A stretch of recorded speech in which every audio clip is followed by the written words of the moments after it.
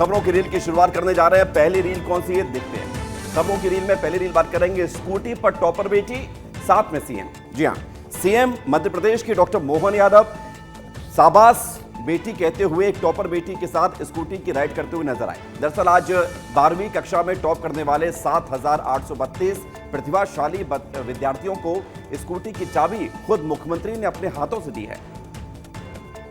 CM doctor Mohan Yadav ने खुद एक टॉपर बिटिया के साथ स्कूटी पर सवारी की, जिसकी तस्वीर सोशल मीडिया पर खूब वायरल हो गई। सीएम डॉक्टर मोहन यादव ने पहले सारे टॉपर्स को गाड़ी की चाबी दी।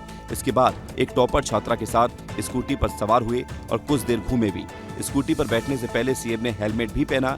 सीएम ने कार्यक्रम में विद्यार्थियों को बधाई देते हुए उनके उज्जवल भविष्य की कामना की और पूरी रोड सेफ्टी के साथ हेलमेट लगाकर माननीय मुख्यमंत्री जी एक छात्रा के पीछे बैठकर टेस्ट ड्राइव लेते हुए। ये कार्यक्रम निःशुल्क स्कूटी योजना के तहत आयोजित किया गया, जिसमें छात्र छात्राओं को शिक्षा के लिए प्रोत्साहित करने का लक्ष्य था। सीएम डॉक्टर मोहन यादव की इस पहल को प्रदेश भर में सराहना मिल रही है। मध्य प्रदेश के पूर्व मुख्यमंत्री और केंद्रीय कृषि मंत्री शिवराज सिंह चौहान एक बार फिर अपने सादगी भरे अंदाज में चर्चा में हैं। हाल ही में भोपाल से सतना जाने वाली ट्रेन में वो यात्रियों के साथ सफर करते हुए नजर आए, जहां उनका अनोखा अंदाज देखने को मिला। ट्रेन यात्रा के दौरान शिवराज ने सहजता के साथ यात्रियों से मुलाकात की और उनका हालचाल जाना। खासतौर से बच्चों के साथ उनकी बातचीत ने भी सभी का दिल जीत लिया। तुम भी आ जाओ, तुम लोगों से मिलने तो आया। दोबारा फॉर्म भरेगा। अपने प्रिय मामा जी को बीच में पाकर यात्री खासे उत्साहित नजर आए। शिवराज ने बच्चों से हंसी मजाक किया और उनकी पढ़ाई लिखाई के बारे में पूछा। यात्रियों ने भी उनके इस सरल और मिलनसार वाले स्वभाव की जमकर तारीफ की। शिवराज का ये अंदाज एक बार फिर से दिखाता है कि वो कितने सहज और जनता के करीब हैं। उनकी इस यात्रा की तस्वीरें और वीडियो सोशल मीडिया पर भी खूब वायरल हो रहे हैं। ये पहली बार नहीं है कि जब शिवराज ने अपनी सादगी से लोगों का दिल जीता हो, बल्कि वे अक्सर ऐसे मौकों पर जनता के बीच अपनेपन का एहसास कराते हैं। अगली रील है पुरी से, जहां पर समुद्र किनारे नेपाल की शांति के लिए सेंट आर्टिस्ट मशहूर कलाकार सुदर्शन पटनायक ने नेपाल में शांति की कामना करते हुए एक शानदार कला बनाई। उन्होंने पुरी के समुद्र तट पर नेपाल की एक तस्वीर बनाई, जिसमें नेपाल का झंडा और प्रेइंग फॉर पीस यानी कि शांति के लिए प्रार्थना लिखा हुआ है। इस कला में नेपाल की एक इमारत को आग लगी हुई दिखाया गया है, जो वहां हो रही हिंसा और अशांति को दर्शाता है। सुदर्शन पटनायक ने इस कला के जरिए नेपाल में शांति की अपील की है। उनकी ये कला सोशल मीडिया पर खूब वायरल हो रही है और लोगों को बहुत पसंद आ रही है। पटनायक ने कहा कि वो नेपाल के लोगों के साथ है और उन्हें शांति की कामना करते हैं। इस कला को बनाने में उन्होंने कई घंटे लगाए और इसे बहुत ही खूबसूरती से प्रस्तुत किया। लोग उनकी इस पहल की तारीफ कर रहे हैं और उम्मीद कर रहे हैं कि नेपाल में जल्द ही शांति स्थापित हो। इस कला को देखकर कई लोग भावुक भी हो गए और उन्होंने नेपाल के लिए प्रार्थना की है। पटनायक ने बताया है कि वो अक्सर अपनी कला के माध्यम से सामाजिक संदेश देना चाहते हैं और इस बार भी उनका मकसद नेपाल में शांति लाने में मदद करना है। तो नेपाल में शांति हो यह भारत के लोग भी चाहते हैं। अब अगली रील क्या है ये हम आपको दिखाते हैं। नशेड़ियों को निबंध वाली सजा। जी हां, नशा में अगर कोई व्यक्ति हो, उससे कह दिया जाए कि चलो नशे पर निबंध लिखो, तो शायद उसके लिए संभव नहीं होगा ये, लेकिन सजा थी। बाकायदा एसपी ने जितने नशेड़ियों को पकड़ा सबको कलम कागज दे दिया और कह दिया कि नशे पर निबंध लिखो। उसके बाद जो हुआ वो आप देख लीजिए। जिले के एसपी लक्ष्य विनोद शर्मा ने देर रात शराब पीकर उड़दंग करने वालों को थाने में बुलाया और फिर शुरू हुआ एक ऐसा अनोखा दंड जिसकी चर्चा हर जगह है। पुलिस ने युवकों को कोई वार्निंग नहीं दी, कोई सजा नहीं दी, बल्कि हाथ में एक कॉपी और कलम पकड़ा दिया गया और उनसे नशाखोरी के खिलाफ निबंध लिखवाया। कई युवक अनपढ़, कई पढ़े लिखे, पर इन सब के लिए चुनौती थी बिना नकल किए नशे पर निबंध लिखना। हालात ये थे कि कुछ तो हाथ जोड़कर कहने लगे, साहब 2 डंडे मार लो पर ये मत लिखवाओ। एसपी लक्ष्य शर्मा का मकसद साफ है कि नशे में डूबे दिमाग को आईना दिखाना। नशे के विरुद्ध निबंध लिखने के लिए दिया गया और उनको थाने में बिठाया गया, चेतावनी दी गई और जब उन्होंने अपने खुद हाथों से लिखा निबंध को, तब उनको समझ में आया कि हाँ, नशा का क्या दुष्प्रभाव होता है और आगे के लिए वो सचेत हुए। इस सजा में भी सबक था। अगली रील है गाजियाबाद से, जहां पर एक बड़ी घटना हुई। पूर्णिया स्पेशल ट्रेन के लगेज कोच में अचानक आग लगी, जिसके बाद हड़कंप मच गया। ये घटना साहिबाबाद रेलवे स्टेशन के पास हुई, जहां पर ट्रेन रुकी हुई थी। आग लगने की सूचना मिलते ही दमकल विभाग और पुलिस टीम तुरंत मौके पर पहुंची और आग पर काबू पाने के लिए तत्परता से काम शुरू किया। वीडियो फुटेज में दिख रहा है कि धुएं के बीच फायर फाइटर्स और पुलिस अधिकारी कोच में घुसकर आग बुझाने की कोशिश कर रहे हैं। उनकी मेहनत रंग लाई और जल्द ही आग पर काबू पा लिया गया। गनीमत रही इस घटना में किसी के हताहत होने की खबर नहीं है। रेलवे अधिकारियों ने बताया है कि आग लगने के सटीक कारणों की जांच की जा रही है और प्रारंभिक जानकारी के मुताबिक ये शॉर्ट सर्किट या किसी अन्य तकनीकी खामी के चलते हो सकता है। ट्रेन को सुरक्षित तरीके से आगे भेजने के लिए लगेज कोच को भी अलग कर दिया गया। इस दौरान यात्रियों को थोड़ी देर के लिए परेशानी हुई, लेकिन उसके बाद सब कुछ सामान्य हो गया। गुरुग्राम में हरियाणा के मुख्यमंत्री नायब सिंह सैनी ने हरियाणा शहर स्वच्छता अभियान 2025 के तहत एक बड़े पैमाने पर स्वच्छता अभियान चलाया और इस दौरान उन्होंने खुद झाड़ू उठाकर सड़क की सफाई की और स्थानीय लोगों के साथ मिलकर गंदगी हटाने में हिस्सा लिया। अभियान के तहत गुरुग्राम की सड़कों पर फैले कचरे और गंदगी को साफ किया गया। सीएम नायब सिंह सैनी ने लोगों से अपील की कि वो भी स्वच्छता में सक्रिय भूमिका निभाएं, क्योंकि स्वच्छता शहर की पहचान और विकास का आधार है। इस दौरान कई स्थानीय लोग, अधिकारी और स्वयंसेवक भी उनके साथ सफाई में जुटे रहे। सफाई अभियान के दौरान सड़कों पर फैली प्लास्टिक, कागज और अन्य कचरे को हटाया गया। सीएम ने कहा कि स्वच्छता सिर्फ सरकार की जिम्मेदारी नहीं, बल्कि हर नागरिक की भी है। उन्होंने अधिकारियों को निर्देश दिए हैं कि वो नियमित तौर पर सफाई सुनिश्चित करें और लोगों को जागरूक करें। इस अभियान से न केवल गुरुग्राम की सड़कें साफ हुई, बल्कि लोगों में भी स्वच्छता के प्रति जागरूकता बढ़ी है। मुख्यमंत्री का ये कदम गुरुग्राम को स्वच्छ और सुंदर बनाने की दिशा में एक महत्वपूर्ण प्रयास माना जा रहा है। प्रधानमंत्री नरेंद्र मोदी आज वाराणसी पहुंचे। भव्य उनका स्वागत हुआ, रोड शो भी हुआ। बड़ी संख्या में लोग वहां पर नजर आए, फूलों और रंगों से उनका अभिनंदन किया। सड़कों पर भारी भीड़ थी जो उनका स्वागत करने के लिए उत्साहित थी। सुरक्षा के पुख्ता इंतजाम किए गए थे और पुलिस बल तैनात था। मोदी जी की गाड़ी पर फूल और रंग बरसाए गए, जिससे माहौल उत्सवमय हो गया। लोग नारे लगाते रहे, उनका अभिवादन भी करते हुए नजर आए। चारों तरफ मोदी मोदी के नारे सुनाई दे रहे थे।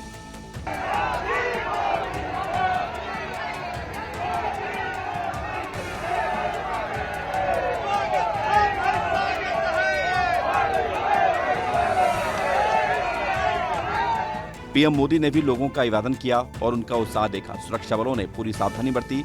रोड शो के दौरान माहौल देशभक्ति से भरा हुआ था। उधर वाराणसी में मॉरिशस के प्रधानमंत्री का गर्मजोशी से स्वागत भी किया गया है, जिसकी तस्वीरें सोशल मीडिया पर खूब चर्चा में हैं। और अगली रील है अमेरिका से, जहां पर अमेरिका के राष्ट्रपति डोनाल्ड ट्रंप के एक बेहद करीबी को गोली मारकर मौत की घाट उतार दिया गया। यहां चार्ली कर्क की हत्या कर दी गई। अमेरिकी राष्ट्रपति डोनाल्ड ट्रंप के कट्टर समर्थक और राइट विंग कार्यकर्ता चार्ली कर्क की गुरुवार को यूटा वैली यूनिवर्सिटी में गोली मारकर हत्या कर दी गई। ये दिल दहला देने वाली घटना उनके the American comeback tour programme के दौरान हुई, जब वो एक टेंट के नीचे माइक्रोफोन पर भाषण दे रहे थे। सोशल मीडिया पर वायरल एक वीडियो में दिखा है कि अचानक एक गोली उनके गर्दन के पास लगती है, जिससे काफी मात्रा में खून बहने लगता है और वो जमीन पर गिर जाते हैं। चार्ली टर्निंग पॉइंट यूएसए नामक संगठन चलाते थे, जो स्कूलों और कॉलेजों में जाकर छात्रों को रूढ़िवादी राजनीति के बारे में जागरूक करते थे। उनकी हत्या ने पूरे अमेरिका को झकझोर दिया है। ट्रंप ने शोक व्यक्त करते हुए 4 दिन तक अमेरिकी झंडा आधा झुकाने का आदेश दिया है। हमलावर की पहचान और उसके मकसद का भी पता नहीं चल सका है। FBI ने इस मामले की गहन जांच शुरू कर दी है। इंदौर के एमवाई अस्पताल में हुई लापरवाही के गंभीर मामले ने पूरे शहर को झकझोर कर रख दिया है। पूरे मध्य प्रदेश में इस खबर को लेकर चर्चा है कि कैसे चूहों ने नवजात को कुतरा और उससे नवजात की मौत हो गई। अब प्रशासन ने इस मामले में बड़ा एक्शन लिया है। इस घटना के बाद प्रशासन की नींद टूटी और 9 दिन बाद स्वास्थ्य विभाग ने सख्त कार्रवाई की। जांच समिति की रिपोर्ट के आधार पर प्रभारी विभागाध्यक्ष डॉक्टर मनोज जोशी को तत्काल प्रभाव से निलंबित कर दिया गया है। वहीं विभागाध्यक्ष डॉक्टर ब्रजेश लाहौटी को उनके पद से हटाकर दूसरा विभाग सौंप दिया गया है और उनकी जगह डॉक्टर अशोक को नया प्रभारी नियुक्त किया गया है। इसके साथ ही अस्पताल अधीक्षक अशोक यादव को 15 दिन की छुट्टी पर भेजा गया है। अस्पताल में स्वच्छता और कीट नियंत्रण की जिम्मेदारी संभाल रही एजाइल सिक्योरिटी कंपनी पर पहले सिर्फ जुर्माना लगाया गया था, लेकिन अब प्रशासन ने कंपनी का MOU यानी कि कॉन्ट्रैक्ट साइन पूरी तरह से खत्म करने का निर्देश दे दिया है। जांच में पाया गया है कि पेस्ट कंट्रोल में भारी लापरवाही बरती गई, जिसके चलते ये दुखद घटना हुई। इस कार्रवाई से अस्पताल प्रबंधन को स्वच्छता और सुरक्षा के प्रति और ज्यादा सतर्क रहने का संदेश दिया गया है। अगली रील है रीवा से, जहां पर चौंका देने वाली घटना सामने आई है। यहां पर संजय गांधी अस्पताल प्रबंधन और सिक्योरिटी गार्ड पर शव छीनने और धक्का मुक्की करने का आरोप लगा है। मामला उस वक्त का है जब अपने बच्चे के मृत शरीर को लेकर घर आ रहे परिजनों को अस्पताल की गेट पर रोक लिया गया।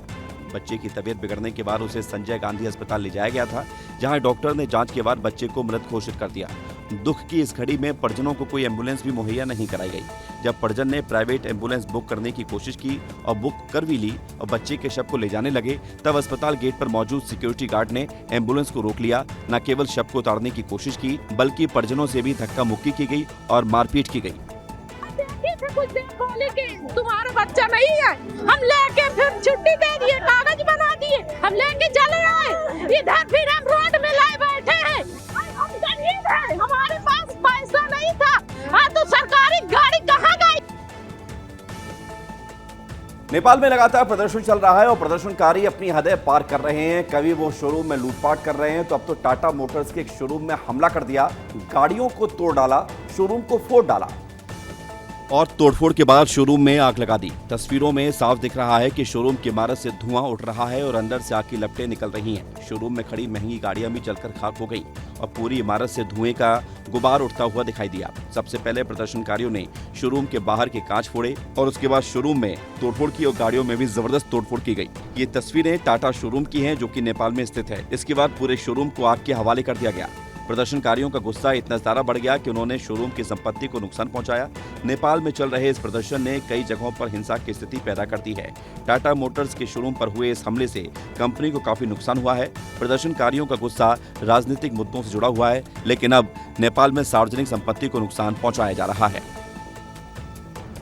रायपुर के स्वामी विवेकानंद एयरपोर्ट पर आकाशीय बिजली ने एक ऐसा कहर बरपाया कि पूरा नेविगेशन सिस्टम ही पल भर में ठप हो गया, जिससे यात्रियों के बीच हड़कंप मच गया और परेशानी भी हुई और एयरपोर्ट पर अफरा तफरी का माहौल बन गया। एयरपोर्ट अथॉरिटी के प्रभारी डायरेक्टर किशोर कुमार लहरे ने बताया है कि बिजली गिरने से एयर ट्रैफिक कंट्रोल सिस्टम और महत्वपूर्ण नेविगेशन उपकरण बुरी तरह से प्रभावित हुए, जिसके चलते शाम को 5 फ्लाइट्स को रद्द करना पड़ा। इस घटना ने यात्रियों को घंटों इंतजार करने पर मजबूर कर दिया, क्योंकि उड़ानें ना तो आ पा रही थी, न ही जा पा रही थी। हालांकि सुबह से कुछ फ्लाइट्स का परिचालन फिर से शुरू हुआ। एक फ्लाइट पहले ही सुरक्षित लैंड कर चुकी है। लहरे ने बताया है कि खराबी का सटीक कारण ढूंढना भी चुनौती है, क्योंकि सिस्टम में कई तकनीकी गड़बड़ियां सामने आ रही हैं। मरम्मत का काम युद्ध स्तर पर चल रहा है, लेकिन इसे पूरी तरह से दुरुस्त करने में अभी और समय लग सकता है। फिलहाल इस खबर के सामने आने के बाद लोगों को चिंता भी हुई, क्योंकि कई लोगों को रायपुर आना था और कई लोगों को रायपुर से कहीं और दूसरे शहर में जाना था। लिहाजा एटीसी में खराबी के चलते कई लोगों को परेशानियां भी हुई।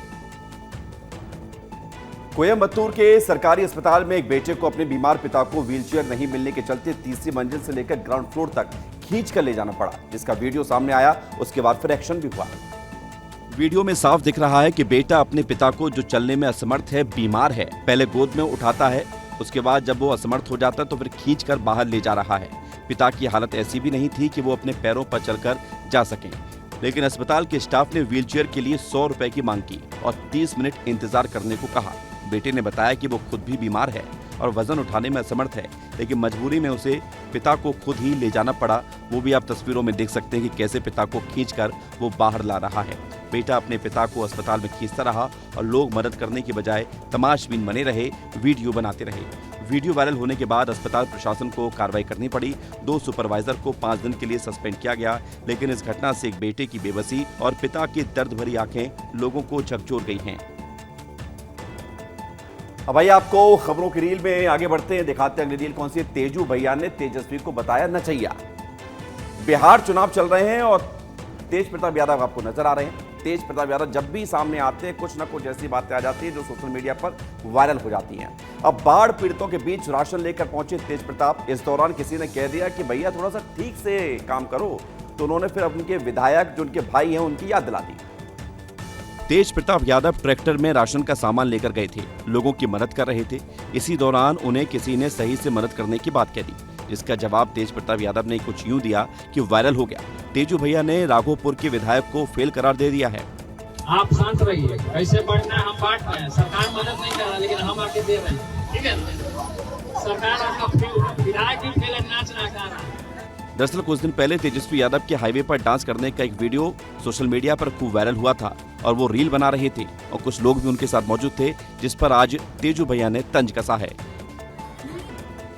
तीर्थनगरी ओंकारेश्वर को एक बड़ी सौगात मिलने वाली है। रेल राज्य मंत्री ने रेल प्रोजेक्ट को पूरा करने की समय सीमा 2028 से पहले बता दी, यानी कि बाबा महाकाल दर्शन करने आप आएंगे तो यहीं से फिर उज्जैन से सीधे बाबा ओंकारेश्वर के दर्शन भी कर पाएंगे।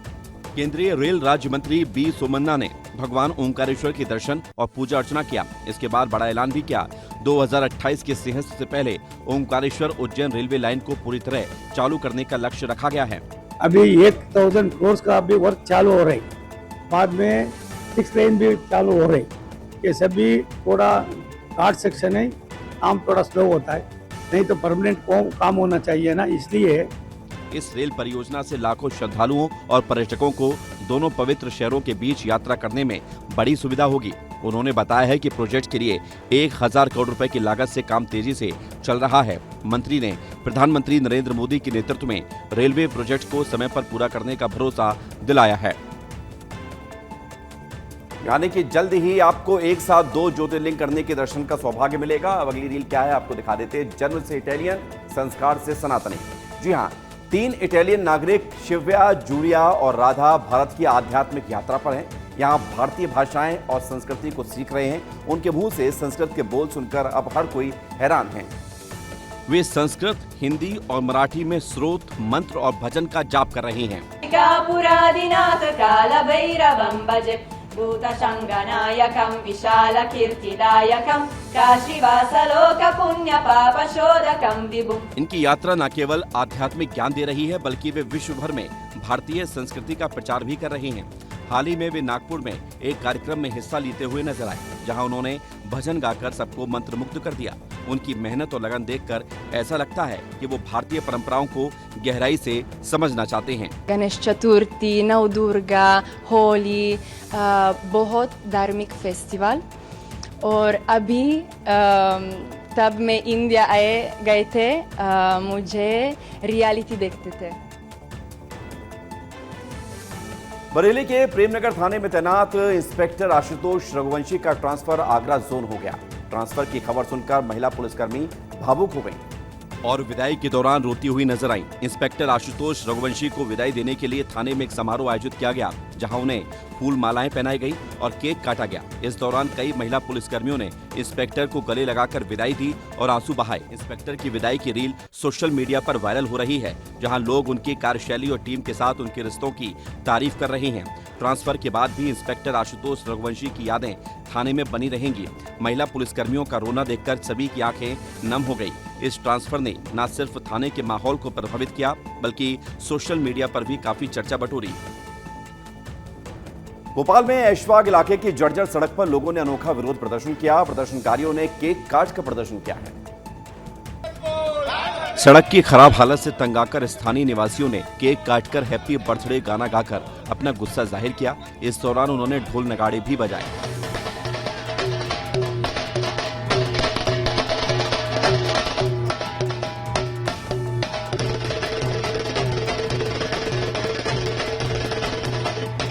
लोगों ने बताया कि पिछले 10 साल से सड़क की मरम्मत नहीं हुई है, जिससे उन्हें रोजाना आने जाने में काफी दिक्कतें होती हैं। इस अनोखे विरोध से लोगों ने प्रशासन का ध्यान आकर्षित करने की कोशिश की है। वीडियो सोशल मीडिया पर वायरल हुआ है, जहां लोग इसे खूब पसंद कर रहे हैं। लोगों का कहना है कि अगर सड़क जल्द नहीं बनी तो वो भी बड़े प्रदर्शन करेंगे। प्रशासन से मांग की गई है कि सड़क की मरम्मत तुरंत की जाए।